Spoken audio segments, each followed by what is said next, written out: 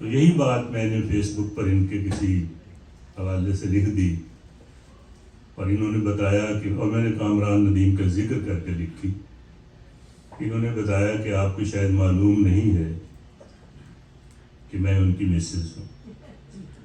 تب میں نے کہا کہ پھر آج سے آج کا سفر رک گیا ہے، آپ کا سفر رک گیا ہے، اور ان کا سفر آپ کی صورت میں شروع ہو جائے۔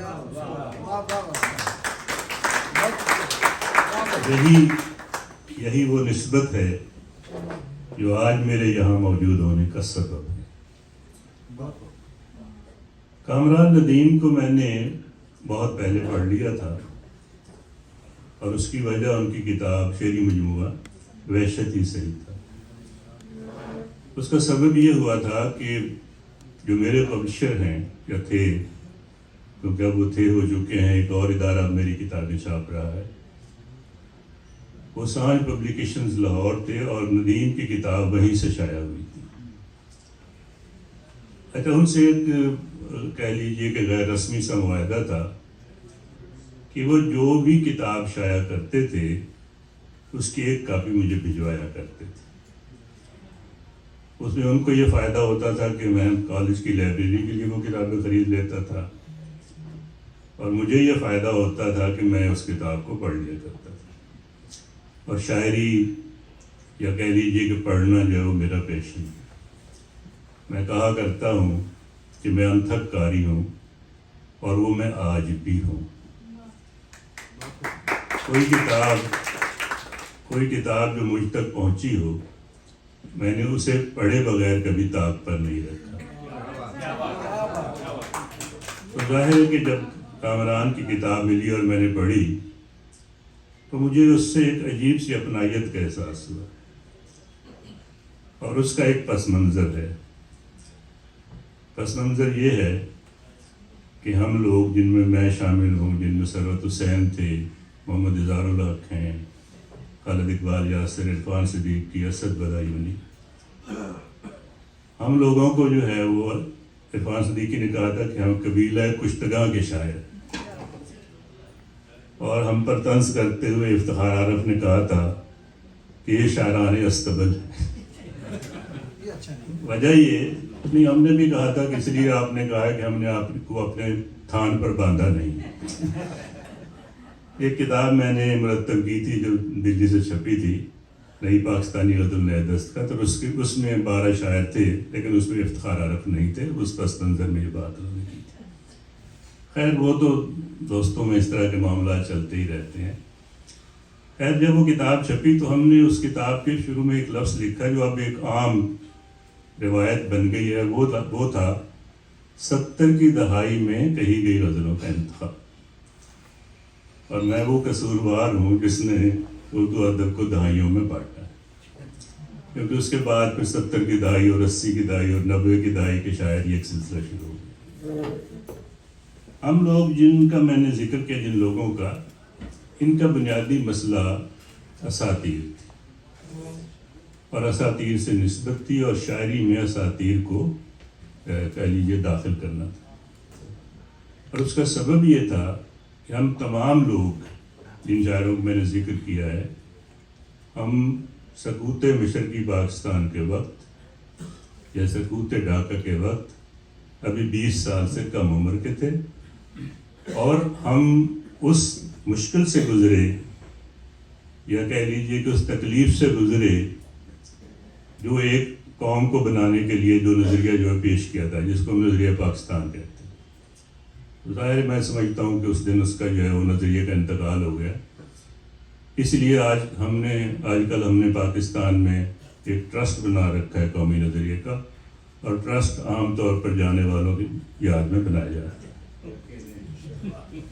بہرحال تو ہم لوگوں نے یہ سوچا کہ ہم کہاں کھڑے ہیں، کیونکہ ہم تو پاکستانی تھے، اور ہم سمجھتے تھے کہ ہماری جو تاریخ ہے وہ پچھلے 20 برس سے شروع ہوئی ہے، اس سے پیچھے ہمارا شاید کوئی قدم کہیں ہے ہی نہیں، تہذیب میں ہم کہیں کھڑے ہی نہیں ہوئے۔ ہم مسلمان ہیں، اور ہمیں مسلمان ہوئے بھی 20 ہی برس ہوئے۔ لیکن آہستہ آہستہ اندازہ ہوا کہ جب وہ چادر ہمارے نیچے سے، وہ زمین ہمارے نیچے سے کھینچ لی گئی، تو ہمیں اندازہ ہوا کہ میں تاریخ میں کہیں تو کھڑا ہونا ہے. تو ہم لوگوں نے مڑ کر جو ہے وہ تہذیبوں کی طرف دیکھنا شروع کیا. پہلے ہماری شاعری جو ہے وہ غرناطہ اور اشبیلیہ اور عدن اور کرتبہ وغیرہ سے ہوئی. پھر آہستہ آہستہ ہم لوگوں نے سمیری تہذیب تک جو ہے اس کو پیچھے لے کر گئے. یہ وہ رشتہ تھا جو مجھے کامران کی کتاب میں بھی نظر آیا، کیونکہ اس کی شاعری میں بھی وہی قبیلہ کشتگاں کی آواز کی گونج تھی. اور جب آپ کو کہیں مماثل آواز سنائی دیتی ہے تو ظاہر ہے کہ آپ اس کے بارے میں اس کو توجہ سے سنتے ہیں اور اس کے بارے میں بات بھی کرتے ہیں. تو ہم دوستوں میں کامران کے بارے میں وہاں بات ہوتی رہی، اور ہمیں معلوم نہیں تھا کہ بھئی وہ کبھی اس سے ملاقات ہوگی یا نہیں ہوگی، لیکن ہم نے اس کو اپنے جو ہے وہ قبیلے میں شامل کر لیا. اس مرحلے پر ایک اور بہت دلچسپ بات یہ ہوئی کہ جب ہم نے تہذیبوں کی طرف پلٹ کر دیکھنا شروع کیا تو ان کو پڑھنا بھی شروع کیا. یہ جانا کہ ہندی تہذیب کیا ہے یا ہندی اساطیر کیا ہیں، مسلم اساطیر کیا ہیں، عراقی اساطیر کیا ہیں، سمیری کیا ہیں، بابلی کیا ہیں، وغیرہ وغیرہ. تو سب سے زیادہ مشکل ہمیں پیش آئی جب ہم لوگوں نے ہندی اساطیر کے بارے میں پڑھنے کا سوچا. آپ یقین کریں کہ اس زمانے میں پاکستان میں اردو میں ہندی اساطیر سے متعلق ایک بھی کتاب نہیں تھی، اور ہم نے اس کے بارے میں جو بھی پڑھا وہ انگریزی کے ذریعے پڑھا. اور وہ پڑھ کر ہمیں اندازہ ہوا کہ یہ ہندو جنہیں ہم بت پرست سمجھتے ہیں اور جنہوں نے اپنے کہہ لیجیے منگل جو ہوتا ہے اس میں بھی وہ کہتے ہیں کہ 14 کروڑ دیوی دیوتاؤں کو شخصی بنا کر، یعنی ان کی 14 کروڑ کہہ لیجیے صورتیں ہیں انسانی مزاج کے حوالے سے یا انسانی جو کیفیات ہو سکتی ہیں اس کے حوالے سے، اور ہم سمجھتے ہیں کہ یہ تو بہت بکھرے ہوئے اور ان کا مذہب جو ہے بہت پیچیدہ ہے. لیکن بعد میں پتہ چلا کہ یہ تو تری مورتی میں ہوتے ہوتے ایشور تک آتے ہوئے پھر ایک ہی ہو جاتے ہیں. تو یعنی یہ اندازہ ہوا کہ جو ہمارے یہاں جو خدا کا ایک ہونا ہے وہ کوئی ہندوازم میں بھی اس سے کوئی زیادہ مختلف نہیں ہے، مگر افسوس کہ اس کے رد افروزی کا ہمارے ملک سے کوئی رشتہ نہیں تھا اور کوئی نسبت نہیں تھی. اس لیے بہت ہمیں مشکل محسوس ہوتی تھی سمجھنے میں چیزوں کو. اور اس دور میں نے مہابھارت کے بارے میں جو ہے وہ کتابیں تلاش کرنی شروع کی. تو ایک ہی مجھے کتاب ملی، مجھے یاد نہیں وہ کس نے ترجمہ کی تھی، لیکن انہوں نے صرف اپنی مرضی کے حصے ترجمہ کیے. تو میں نے کبھی سوچا تھا کہ یہ کام شاید مہابھارت کے سلسلے میں خود کروں،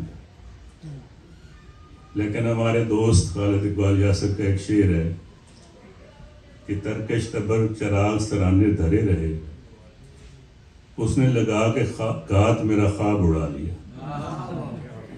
تو میرا خواب جو ہے وہ کامران ندیم نے اڑا لیا، اور انہوں نے اسے ترجمہ نہیں کیا، میں اسے باز گوئی کہوں گا،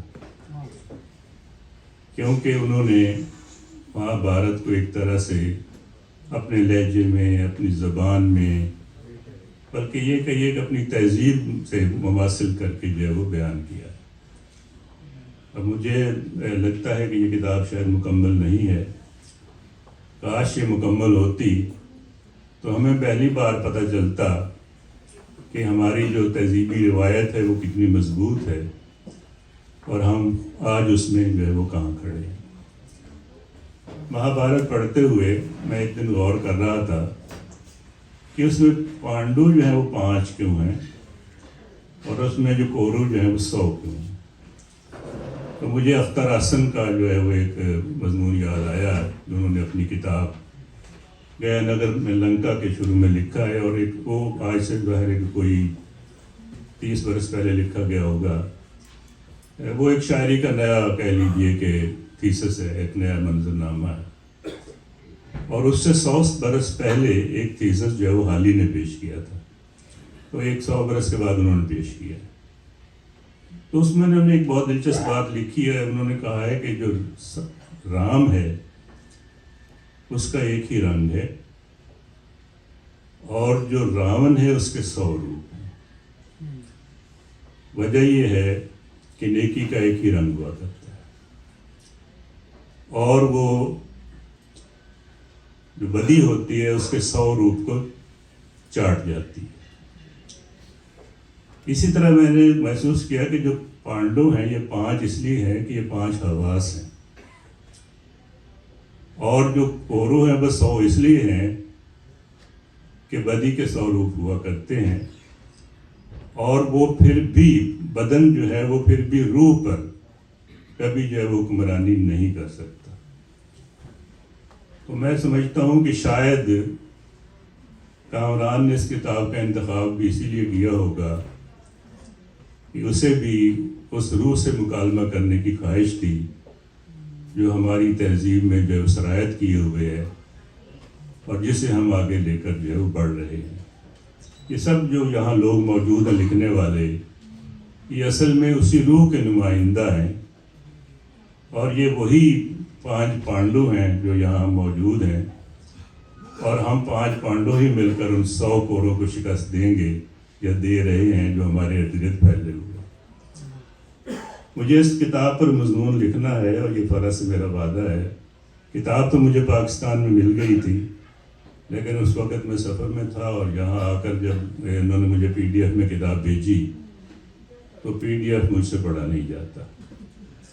میں بہت مشکل محسوس ہوتی ہے. اچھا اس میں ایک مشکل یہ بھی ہوتی ہے کہ اگر آپ کو حوالہ چاہیے تو پھر ایک کھول لیں اور پھر تلاش کریں کہ وہ اس میں تو یہ ہوتا ہے نا کہ آپ نشان زد کر لیتے ہیں اور مضمون لکھنا آسان ہو جاتا ہے. تو میرا وعدہ ہے کہ میں اس پر ایک بہت انشاءاللہ اچھا مضمون لکھوں گا. دوسری کتاب جو گوشہ بساط ہے وہ مجھے ابھی ملی ہے لیکن PDF میں وہ بھی مل گئی تھی اور میں نے نظر بھی ڈالی تھی. اس میں بھی میں نے دیکھا کہ کامران نے جو ہے اس کا بھی جو پس منظر ہے وہ سارا تہذیب بھی ہے. مطلب غور کریں تو انہوں نے میر خسرو کا انتخاب کیوں کیا ہے, وارث کا انتخاب کیوں کیا ہے, کیونکہ وہ یہ دونوں شاعر جو ہیں یہ ایک خاص طرح کے تہذیبی جو ہمارا زرعی جو کہہ لیجیے زمانے ہیں تہذیب کے ان کے نمائندہ ہیں. تو ان کا انتخاب شاید اس وجہ سے ہوا ہے اور وارث جو ہے اس میں کوئی شبہ نہیں ہے اور کامران نے بھی اس کے بارے میں بہت جو ہے اچھی باتیں کہی ہیں. میرا تو ظاہر مضمون بھی جو ہے وہ میں پنجابی جو ہے میں پڑھتا بھی رہتا ہوں پڑھاتا بھی رہا ہوں اور اس کے علاوہ مجھے 2 زبانوں میں پڑھانے کے شرف حاصل ہے. میں نے 6 برس پنجابی پڑھائی اور 29 برس اردو پڑھائی. تو دونوں زبانوں میں نے محسوس کیا کہ مطلب اس میں کوئی شبہ نہیں ہے کہ اگر آپ ہندی تہذیب اور فارسی روایت اور سب کے ہندی کے حوالے سے اگر دیکھیں گے تو امیر خسرو سے بڑا آدمی آپ کو کوئی نظر نہیں آئے گا. اور اس میں اس کی وجوہات یہ ہیں کہ وہ موسیقی کے بھی اتنے ہی بڑے عالم ہیں, وہ زبان کے بھی اتنے ہی بڑے عالم ہیں, وہ تصوف کے بھی اتنے ہی بڑے عالم ہیں اور اس کے علاوہ وہ اپنی تہذیب کے بھی اتنے ہی بڑے نمائندہ ہیں. تو آپ نے کبھی غور کیا کہ یہ صفت آپ کو کامران میں بھی نظر آئے گی. یہ جو مواصلت ہے یہ بے وجہ نہیں ہے. ہم جب کسی آدمی کا انتخاب کرتے ہیں تو اس کی وجہ یہ ہوتی ہے کہ کہیں نہ کہیں وہ ہمارے اندر موجود ہوتا ہے یا ہم اس کے اندر موجود ہوتے ہیں. تو یہ کامران نے جو وارث کا اگر انتخاب کیا ہے تو وارث میرا خیال ہے اس کی اس جو ہے وہ شاعرانہ جو اس کی ایک لپک ہے اس کا شاعر ہے. کیونکہ آپ نے دیکھا ہے کہ وارث کی جو بہت ساری جو ہے وہ کیونکہ میں پنجابی کا آدمی بھی ہوں, میں عرض کروں کہ پنجابی میں 50 سے زیادہ شاعروں کی ہیریں موجود ہیں. یہ نہیں کہ صرف ایک وارث شاہ نے لکھی ہے, لیکن وارث شاہ کی جو ہیر ہے اس کے مد مقابل آج تک کوئی ہیر کیوں نہیں لکھی گئی. اور اس کا سبب یہ ہے کہ وارث نے اپنی شاعری میں پنجاب کی روح کو بیان کیا ہے اور ہیر جو ہے وہ ایک طرح سے اس روح کی نمائندہ ہے. اور کسی عورت ہی کو میرا خیال میں کسی تہذیب کا نمائندہ ہونا چاہیے.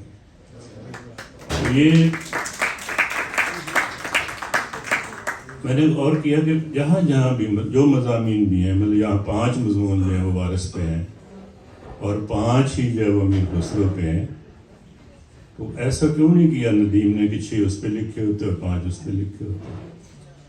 تو مقصد اس کے یہاں دونوں زبانوں کے جو بڑے لکھنے والے تھے ان کو اس نے ایک دوسرے پر فوقیت نہیں دی، ان کے برابر رکھا۔ یہ ایسا انصاف ہے جو ایک خرد افروز لکھنے والا ہی کر سکتا ہے، ورنہ عام طور پر ہم اس سلسلے میں کوئی نہ کوئی جو ہے وہ کہہ لیجیے کوتاہی کر جاتے ہیں۔ پھر انہوں نے جو ہے وہ نہاری سے خیر مجھے دلچسپی نہیں ہے، لیکن یہ ہے کہ دلچسپ مضمون اس میں کوئی شبہ نہیں، اور کیفی اعظمی پر بھی ان کا مضمون اور باقی بھی جو انہوں نے مضامین لکھے ہیں۔ ایک بہت دلچسپ کتاب ہے، صرف اس لیے نہیں کہ وہ زبان کے حوالے سے خوبصورت ہے، زبان کا ابھی دوستوں نے بھی ذکر کیا اور بہت اچھا مضمون پڑھا سعید نقوی صاحب نے اور واصف حسین واصف نے بہت اچھی باتیں کی۔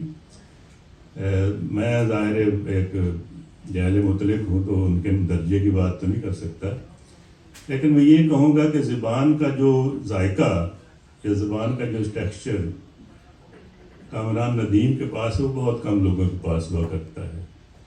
زبان اظہار کا وسیلہ ہوتی ہے، لیکن اظہار میں سب سے بڑی مشکل بھی زبان ہی ہوا کرتی ہے، اور اگر آپ اس زبان کا استعمال نہیں کرتے جس میں آپ اظہار کرنا چاہ رہے ہیں تو آپ ہمیشہ جو ہے وہ اظہار سے محروم رہتے ہیں۔ تو یہ بہت بڑا کارنامہ ہوتا ہے کسی لکھنے والے کے لیے کہ وہ ایسا لفظ انتخاب کرے جو اس کے مافی الضمیر کی ترجمانی کرتا ہو، اور کامران کی تینوں کتابیں اس بات کا بین ثبوت ہیں کہ زبان نے اپنے اظہار کے لیے خود اپنا انتخاب کیا ہے۔ کہا جاتا ہے کہ بڑا لکھنے والا جو ہوتا ہے اس کے سامنے لفظ ہاتھ بند کر کھڑے ہوتے ہیں کہ یہ ہمیں استعمال کریں، ہمیں استعمال کریں۔ میرا خیال ہے یہ ہر لکھنے والے کے سامنے ایسا ہی ہوتا ہے، بشرطے کہ لکھنے والا سچا ہو اور اس کو اپنے مقصد سے صحیح دلچسپی بھی ہو۔ جہاں بھی ہم اپنے مقصد سے ہٹ جاتے ہیں اور جہاں ہمارے اندر ذرا سی دروغ گوئی بھی ہوتی ہے، سب سے پہلے منہ موڑنے والی چیز زبان ہی ہوا کرتی ہے۔ تو کامران کی نثر میں اور کامران کی شاعری میں مجھے یوں لگا کہ زبان جو ہے وہ ان کے اظہار کے بالکل مطابق ہے، اور صرف مطابق ہی نہیں بلکہ اپنی تہذیب سے، اپنی اساطیر سے، اپنی روایت سے اور اپنے ماضی سے بھی جڑی ہوئی ہے۔ اور اس سے اچھی بات یہ ہے کہ فرا نے اس کو اتنی ہی محبت کے ساتھ اور اتنی ہی محنت کے ساتھ شائع کیا ہے، اور ان کتابوں کو پڑھتے ہوئے مجھے بہت کم اغلاط جو ہے وہ نظر آئیں، اور ظاہر اگلے ایڈیشن میں وہ بھی نہیں ہوں گی۔ تو ان کتابوں کا محفوظ کیا جانا ایک بہت بڑا کارنامہ ہے، جس کے لیے فرا اور ان کے صاحبزادوں کو مبارکباد دیتا ہوں، اس وعدے کے ساتھ کہ پاکستان سے ان کتابوں پر میرا مضمون آپ کو جلد ملے گا۔ بہت شکریہ۔